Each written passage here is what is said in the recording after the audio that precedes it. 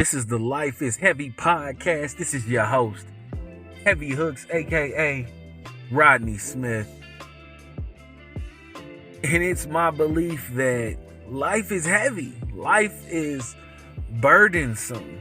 Life is stressful. Life puts pressure on everyone. So what are we going to do to make life lighter? What are you going to do? If you are a black person, you are a part of a community that has been downtrodden, been oppressed. So what are we going to do to change that? When are we going to look at ourselves individually and recognize that we are a part of a larger collective? That's what we're missing because we live in America where everything is so individualistic. We lose sight of the fact that we're only an individual because we're a part of a group. What I mean is, when anyone looks at any person that they do not know, they cannot look at them as an individual. They can only look at who they represent. They can only look at that person on the basis of the group that the person looking at them recognizes. So if I don't know a person that looks African American that's coming upon me, I can only view them based on the knowledge I have of their group of African Americans. I don't know them as an individual, so I can't accurately ascertain their intelligence, their intentions, or anything like that. All I'm left with is my knowledge of the group that this perceived person is a part of, which means all people need to be in charge of their people's image and education and political education.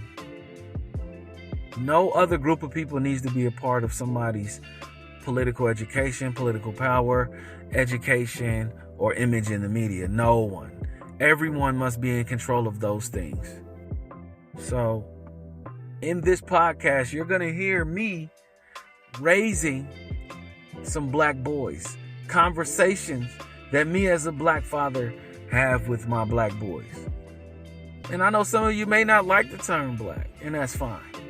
But until our collective changes the name that we call each other, I'm going to refer to myself and others as black or African American. I do understand that black people, African Americans, Puerto Ricans, Jamaicans are of African descent, and that people considered of African descent are indigenous to. We are the original Homo sapiens sapiens. I understand that. But until we collectively decide on a name that's not African American or black or Jamaican or Nigerian, I'm not going to refer to the people in any other way other than what we collectively call each other now. Understand that the people that are considered African American were never given a chance to decide if they wanted to become a part of the nation of the United States of America or not. And look it up. They were not. They were not given that choice. They did not have a referendum or a plebiscite to vote on whether or not they should be a part of the United States of America or their own nation. These are issues that we need to take up with each other, behind closed doors with each other. We need to look at who we are and who we represent and how we're connected to everyone else worldwide, internationally. We got to recognize that our brothers and sisters that are on other land masses are still our brothers, sisters, and cousins.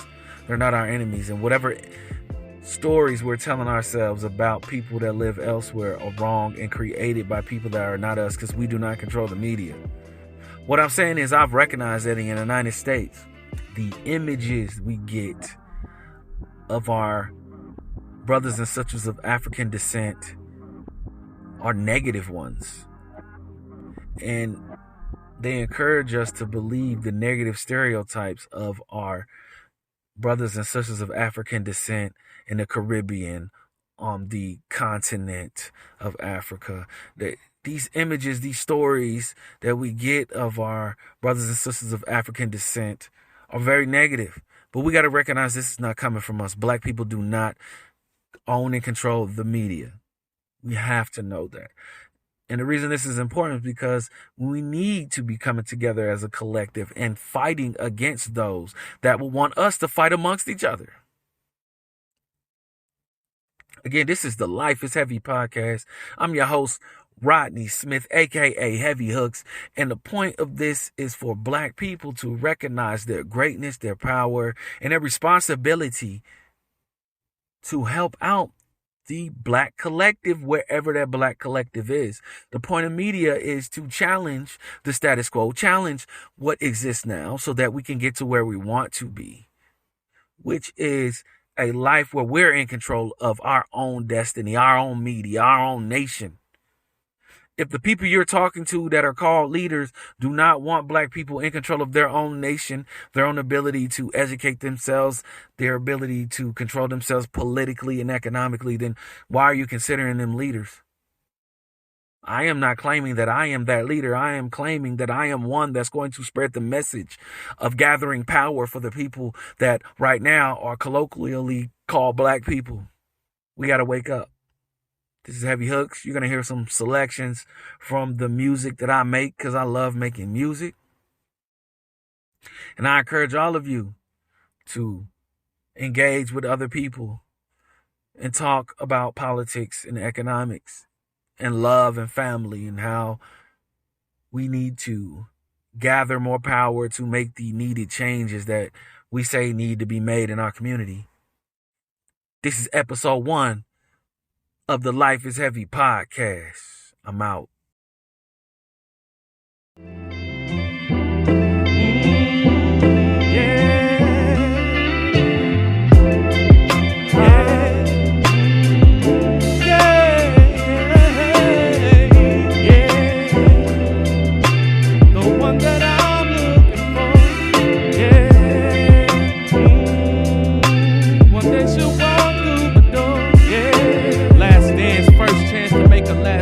I stepped to her with confidence, and I had a cap, I had a flag, show her all my muscles, so she see that strong man. I get it through these storms and any accident. Let you know you're my opposite. That means you're my compliment. That means I'm strong enough for you to let go, relax and vent. Let you move in the spirit, slow down. It's not a sprint.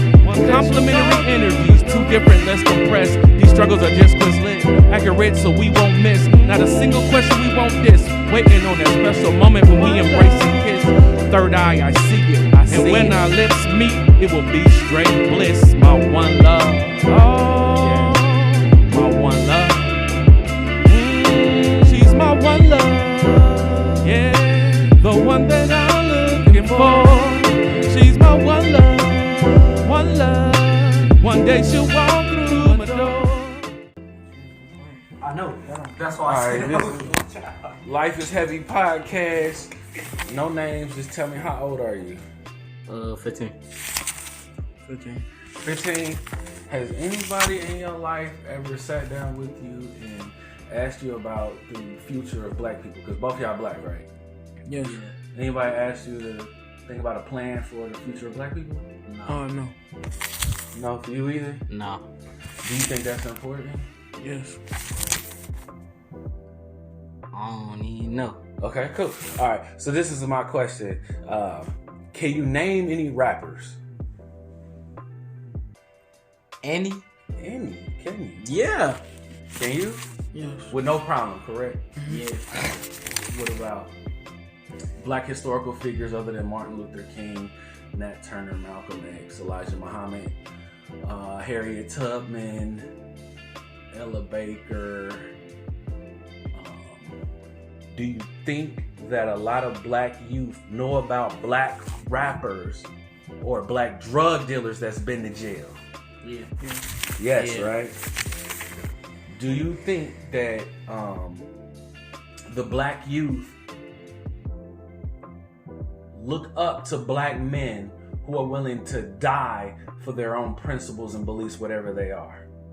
For example, if you like Moneybagg Yo, do you respect him because he's willing to say whatever it is he wants to say?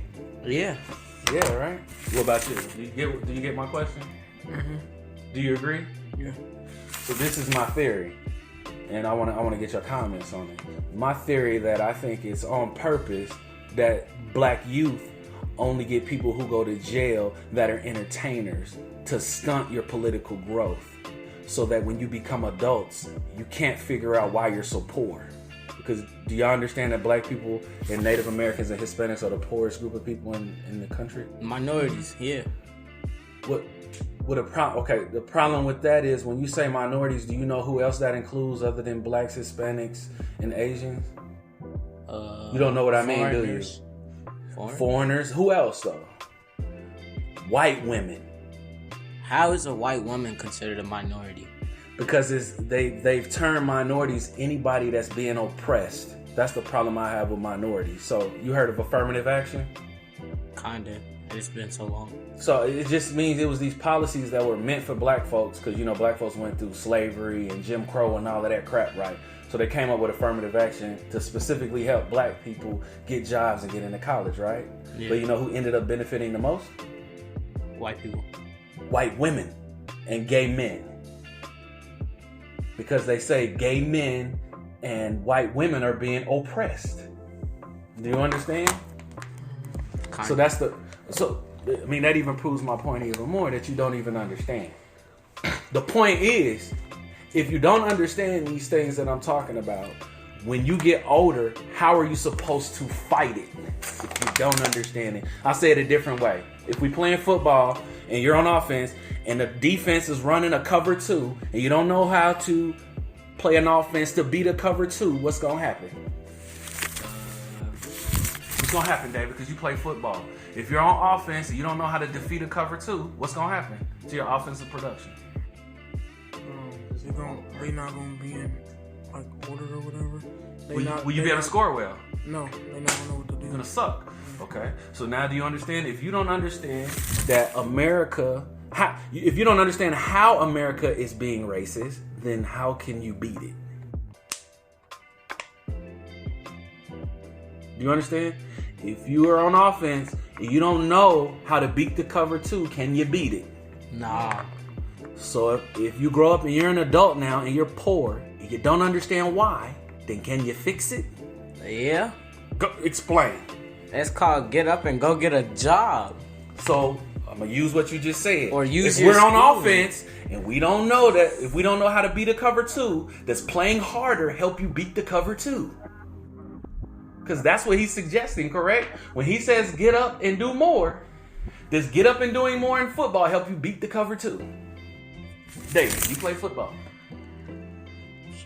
Instead of telling you how to beat the cover 2, I just say, play harder, David. What are you doing? I'm sorry, but they still don't know yet. Nah, because... Why doesn't playing harder help you? Because you gotta get the technique down first. Do you understand? For example, if you know basketball, right? Yeah. If you don't know how to beat the 2-3, how does me telling you play harder help you beat the 2-3? It don't. It's a defensive stop every time. So now do you understand? If you don't know how you're being defeated in America, then how can you as an adult beat it?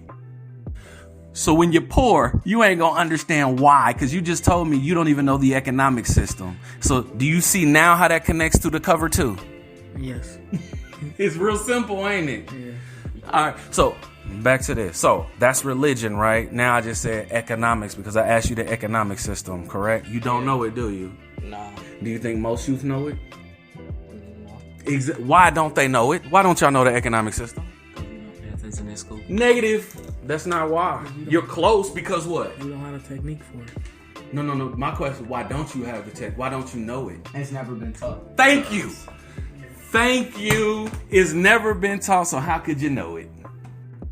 What's the one thing the youth love and hate it when older people criticize it? Give me one thing. I mean, I know it's a couple. What's some things that older people are like, why are the youth all into that?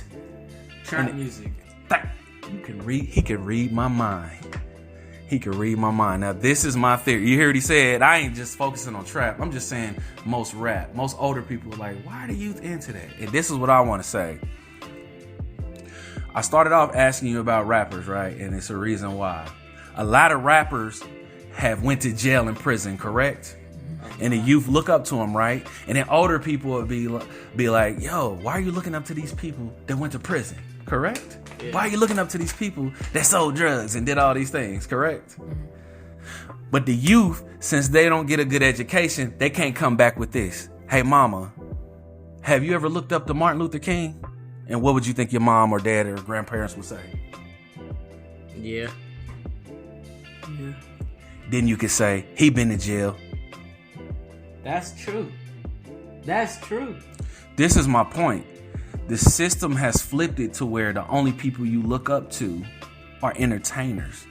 So that the only knowledge you get comes from an entertainment perspective, so that when you have economic and political problems, you can't solve them.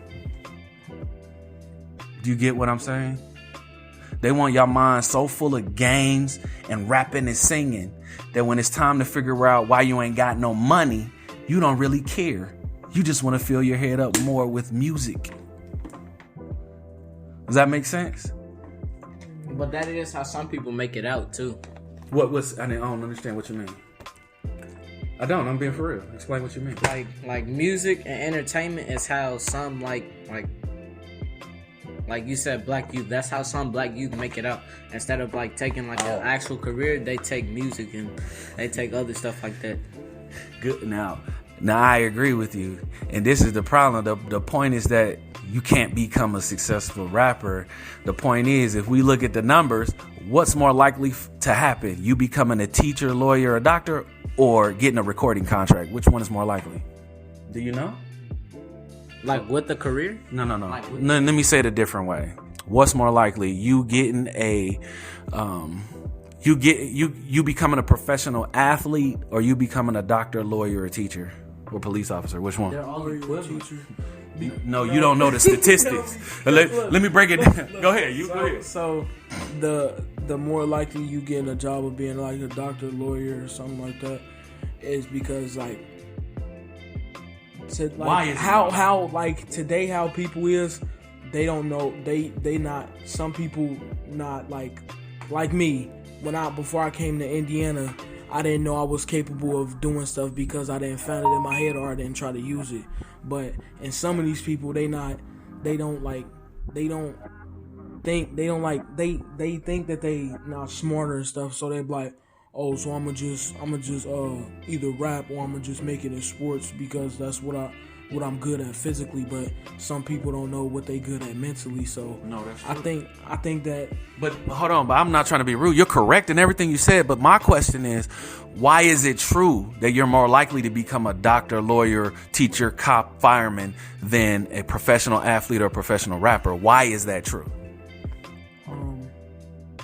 Okay, let me break it down for you then.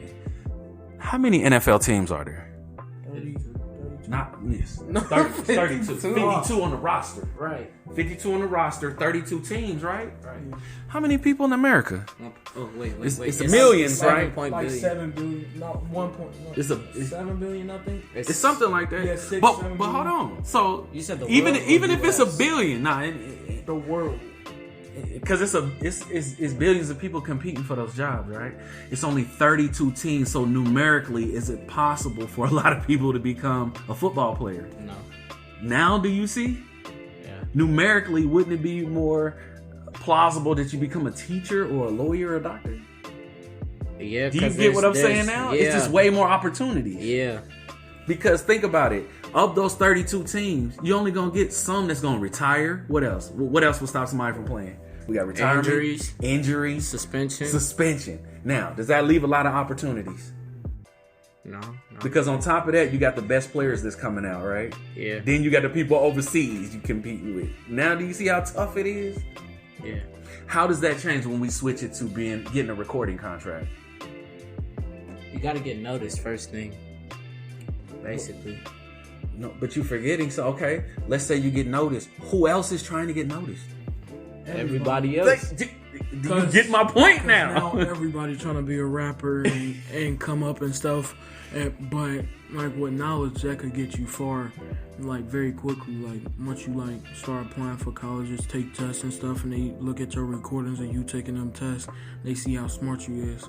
So like it's more likely you getting accepted because it's gonna take some time for you to come up in the rap game because it's a lot of competitors out there that actually like been through stuff that they can rap about. My man said the key word, competitors. So this is my point when people talk about business. Now, hopefully you can understand based on what we just talked about, why would it be hard to, let's say you had the money to start a business like a McDonald's or a Burger King. Why would it be hard for you to compete with a Burger King or a McDonald's? Because those food chains have been around longer. So what do you have to rely on? What do people have to do in order to make your business successful then? Advertise. No. No, I'm saying Get the word out. No, I'm saying what would the consumer have to do to make you successful? Buy your stuff. Give you a chance. Which means if they buy your stuff, they're not. So if I'm not McDonald's, they're not a competitor. No, they are. That's my point. People who buy stuff from you? If I run a fast food chain, that means if they buy from me, they're not. No. Think about it. Okay, I don't exist right now, right? Where am I eating for fast food? You don't. Think wherever it is, right? Yeah. So now I create my business. If someone chooses to buy from me, that means they're not. Correct. Now do you get what I'm saying, or you still don't get it? I do, kind of. So let's peep game. Me and you, all three of us, we start a business like McDonald's. We'll call it David's, okay? In order for us to be successful, we gonna need thousands of people to stop eating at Wendy's, Burger King, Chick-fil-A, and eat with who? Us. David's. Which means we're gonna need a lot of money to wait on them fools to eat where? With us. Do you understand? Because not only that means we advertising. Is that free? That means we spending millions of dollars to wait on consumers to eat with us. Does that make sense? The reason I'm bringing up all of this is because this ties into why so many people are poor is because they don't understand the economy. Which means the more you spend time playing games, not studying history and politics, the more frustrated you're going to be as an adult. Because when you're an adult, you think you're going to be in a place like this by yourself. Hell no, you're going to be struggling. And you think somebody going to care? The only reason they care now is because you are what? Minor. Exactly. Do you understand why the system now don't change? Think about it. I told David this. If we look at percentage-wise, who is locked up the most? Us. Now, when they get locked up, David, tell him, where's the prison located? Geographically, is it in the heart of the city? No. Where's it at? It's like out in the country. And who live there? White people. No, nobody. Yeah. Nobody. Tell them again. A lot of white people. Who lives in rural country areas? Oh, who live yeah. out there? Who lives out there? White people? White people. You're not getting the connection, are you? If black people who live predominantly in the city get locked up and then they move their bodies to the country, who you think working there? Oh, no. See? Now you get the game? Yeah. Who working there? Say it. White people. So who benefits from black bodies going to prison? The government. And? White people. Yes. You don't think that's important to know? Think about it. If the majority of poor people do illegal activities that make money, that increases of their chances of going where? Prison. And where is the prison again? Around white people. Which means it's going to help them white people get money. Yes. Do you understand now? This is the game. Not only that, there's another thing you don't know about prisons. Is slavery legal? No, but in the prison it is. Yes, it's because anybody that goes to prison is considered a slave legally. Yeah, that's why they be having like working out in the field and stuff. Yeah, so when they're in prison, they're working for major companies. Yeah. Did you know that? Like growing crops and stuff, I think. Not only growing crops, building stuff too. Yeah, building stuff. Picking up trash. No, forget the picking up trash. When you in school, who you think make the desk? Right. Prisoners. True. Yes, that's what I'm telling you. Yes, but you don't know where the factories are. They're in prison. Most of our stuff, literally almost everything we have says made in China. Not all of it though. Most of it though. A lot of it is made by prisoners. Because how much do they pay the prisoners? A day. A dime. day per time. Like, yeah, it's like 10 cents or something. If you was a company, would you want that? No. What? Wait a minute. If you could only pay your workers 10 cents, you wouldn't want it. And you're making like millions of dollars, bro. You must not understand. We own a McDonald's. You don't want to pay your workers 10 cents? If you paid your workers 10 cents, what would that mean for you as the owner? I will have more money. Now do you understand? Mm-hmm. You were thinking as far as moral and ethically. You're like, nah, why would I want to do that, right? Mm-hmm. But is that how these people are thinking? No.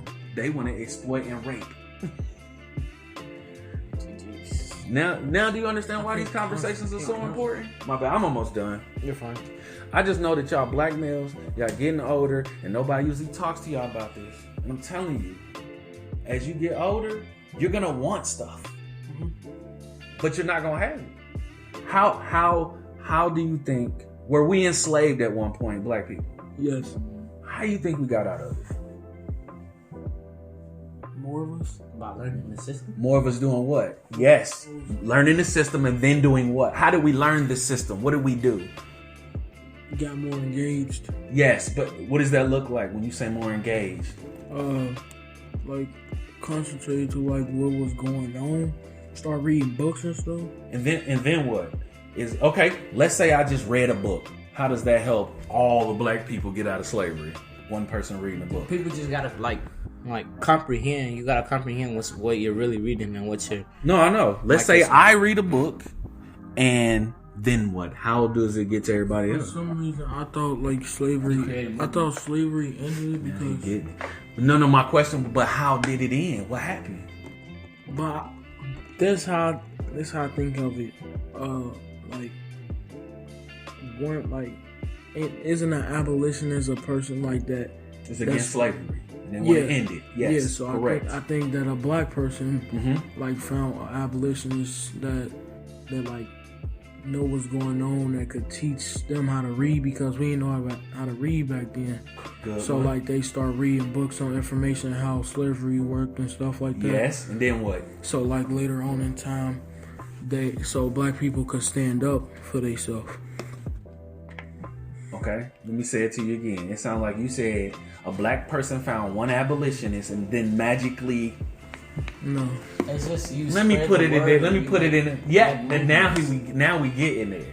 Let me put it to you this It's way. just like social media. Like if Yes, explain. Because Like- this is it's like when stuff hits the news, it blows up everywhere. And Like, like but why? Like coronavirus. But why? right, Why? because there's so many people connected to it. That's the point I'm getting to. Now, let me rewind something because you kind of right. Does social media make people more social? No, but Yes. What? no. Okay, let me say it a different way. Social media makes people come together and actually talk and be social? Social media make people anti-social. Thank you. So then how you think slavery ended then? By people being... Social. Yes. Which means we organize. That's what we don't do now. Right now, we three they people all organized. talked about slavery. Correct. So they, How you think people became racist? Now, you was here when we had this conversation with my man that's not here. And he tried to argue with me. And I said, remember, how you think people became racist? And what did he say? White people what? I forgot. This is common sense. People felt hate towards colored people. Oh, so that's it. So one person feels hatred and then magically... White people came together to say, like, Thank you. Correct? Ain't that common sense? How else could it spread? just like the. Is it? Am I right? And what is it that black people do not do? Social, but in reference to racism, what do they not do though? Socialize about White people. and how they are. You just said it. Towards black people. Racist? Yes. When in your family have you had a family meeting and somebody was like, yo, how we gonna end this racism? Matter of fact, what is racism? Let's define it. what kind of racist system is it, and how can we end it? When have we had meetings like that? Never, correct? Never, because I come from a mixed family. Which means it should be even more responsibility on you then, correct? Me? No, not you, your family. If you said they're mixed, right? Yeah. Which means they know you're going to be looked at as a black man or a white man. A black man. Which means they know you're going to face difficulties. Difficulties because of racism. Do y'all get what I'm saying now? Kinda. Well, basically, yeah. The point is, we all know that racism exists, but black people are not organizing to talk about how to end it. And instead, white people are talking about how to keep it going. I think that black people now, they go off of now events. They don't look at the bigger picture. So you agree with me then? Because I agree. Because like the Black Lives Matter movement, I mean, they just look at it as black people are being mistreated, but it's more to it than that. I feel like it is. I agree. But remember, my point was, are black families discussing it and trying to figure out how as a collective we end it? No. So how can we end it? Until we do that, correct? Yeah. Do you get what I'm saying? What I'm saying is, look at if the youth are stupid, what's going to happen when they're adults? Stupid. So then how can they end racism? If the youth think reading is boring, what's going to happen when they're adults? They're gonna watch videos. No. But if we're talking about black youth, what does that say about black people? If you watch videos, you ain't gonna learn it yourself. That's why people like use dictionaries instead of the internet these days, kind of. But my question is this: if they're not reading as kids, what you think gonna happen as adults? They're not gonna. They're gonna be up. They're not gonna want to read when they get older. They not gonna have the dedication to read. What's that gonna say about black people? Then? How they gonna get out of this situation? We ain't got no dedication. We don't work hard for what we want. I mean, I disagree. I think they do work hard for what they want. I know, but when a certain person, like when white people look at it, like how they look at, like that's gonna change how, like, I mean, we already know how they look at us. Like they look at us as like just empty-minded. Let me be rude. I'm sorry to be rude. So then, if you know this and most black kids know this, why are y'all steady playing games? Why are y'all steady so bored when somebody want to talk to you about who you are and where we need to go? I'm Let not. me get him. I'm gonna come to you. I'm not. Me as a person, I ain't bored at it. It's just sometimes, I just don't like to hear about it sometimes. But even though I should, because that's my history.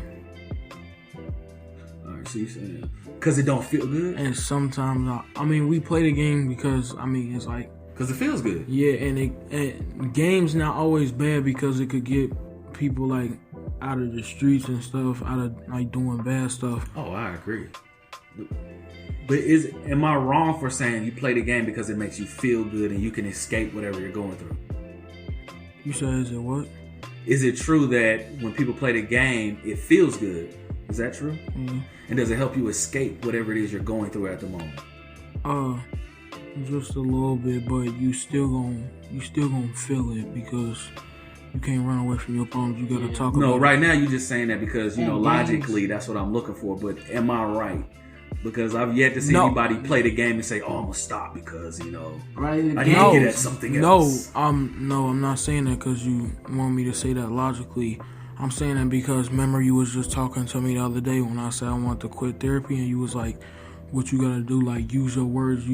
And basically you was saying you can't run away from like what they trying to tell me or like how they trying to give it to me. Right? No. But my question is, remember my question was, are people thinking that when they're playing the game? I'm asking you, are people playing this game to escape?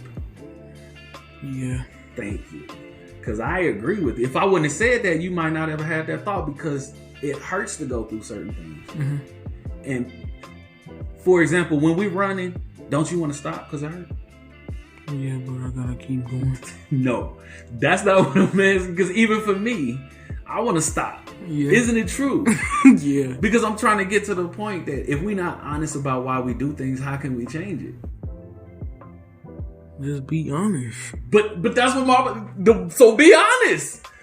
That's why I say don't give me some logical spin. When we hurting, what do every person want to do when they hurt? Stop. No, stop. Thank you. Escape reality. But then again, hold on, I'm gonna come back to you. Keep that thought. Now, what was you gonna say?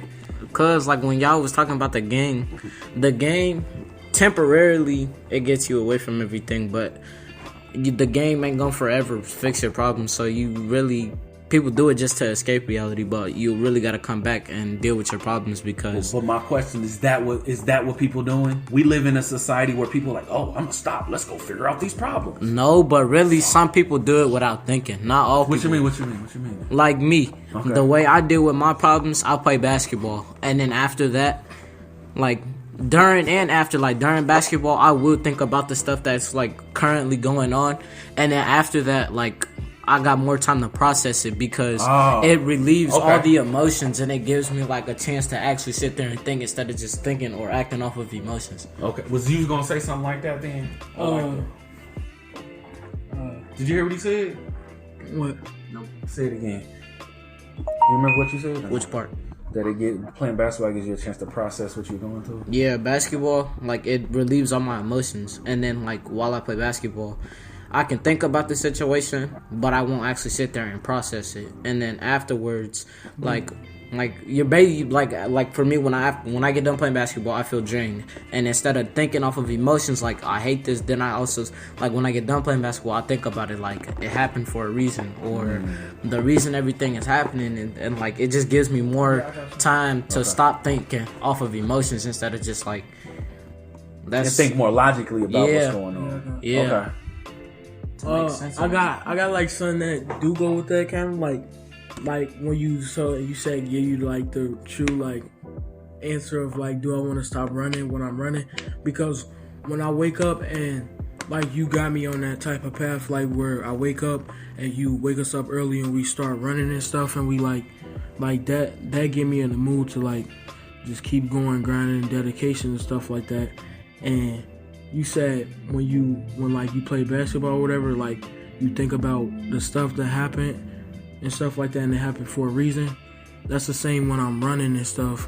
Like when you like say you like all these like for these past days that we've been running and stuff, and you would be like, or you would tell me saying, I never complained about it. I just like I just did it because I know like I gotta grind hard to where I'm like to get to where I want to be, and like I feel like stuff happened for a reason. Because God put that obstacle in your way, you just gotta you gotta deal with it. Because that's what life gonna do to you. Like you gonna have a lot of obstacles, and you gotta keep passing the test. I agree. The only reason I was bringing this up because I know we live in a society where people tell you can't be tired, you can't admit that you're weak. So as soon as a moment like that comes up, people automatically be like, I'm okay. Think about it. How many times people ask you if you're okay? And I would bet my life that if I asked you the majority of the time, what do people say? I'm okay. I'm straight. Which means you never get a moment to be weak and be like, nah, I don't feel good. Give me a break. You know what I mean? Because we need to heal as black people. My theory is if we always saying we okay, then we don't give ourselves a chance to heal. So that's why I didn't run yesterday or today, because I know our bodies got to heal.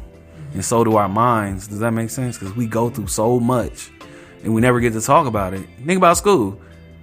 You only get to talk about what the teacher want to talk about. Right?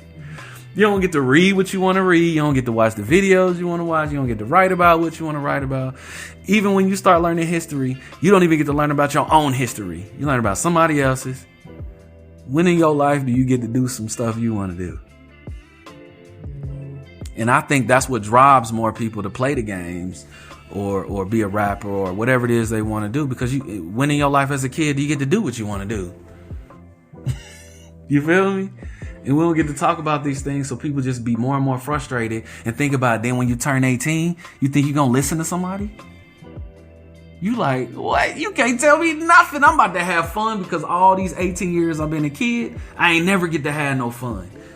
Screw black people. What have black people done for me for my first 18 years? all black people ever did was leave me and hurt me. Am I wrong? But we gonna get to talk about it, which means we don't get to process through it. Does that make sense? I'm here. Like I think my goal in this world is to help us heal. And we can't heal unless we go through the things that hurt. Does that make sense? Because I never had nobody talk to me and ask me what the heck I think as a kid. You feel me? Don't y'all think that's important? Yeah, but I had that. Go ahead. But I had that, but I don't no more. So now it's just like everything. Like me, I'm the type of person. Well, like I'll let you know what's up, but then like I'm not gonna sit there and tell you like how I feel about the situation, or like if I did something wrong, I'm the type of person that I'll tell you what happened, but I'll leave out part of the story. Not on purpose, but by accident.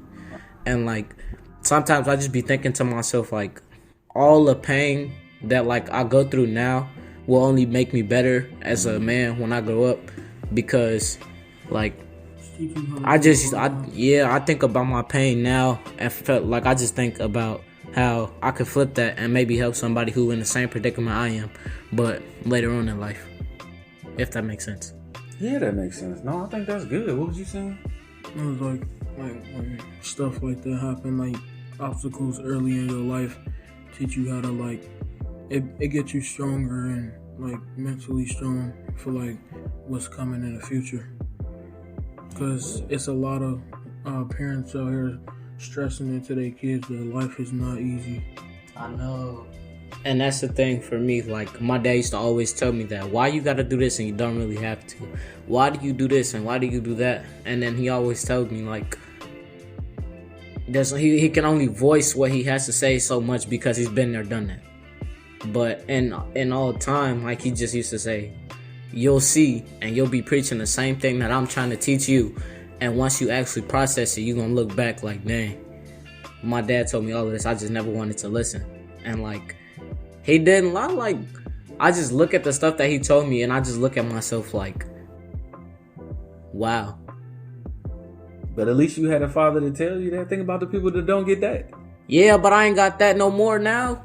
I mean, you ain't I got never him. I never had a mom to tell me anything. So like the way I look at it as the main person that could tell me like to do this or do that is gone. So I look at it as if you try to tell me to do something and like say I'm mad or something and I'm trying to clear my head and people are trying to get me to come back to the situation, I'm just gonna pull a card like you're not a parent to me. Like I'll use that card on authority figures. You're not a parent to me, so therefore I don't have to do anything that you tell me to. But like as I'm getting older, I'm starting to see like it don't really have to be like that. But that's good. What you mean then? That's what good. I'm saying. You're Yeah. grown. That's good. Good job. Say no more. Say less. Is that what y'all say? Say less. That's good. Any final thoughts? All right, that was good. Thank y'all, man. That was good. That's gonna be a good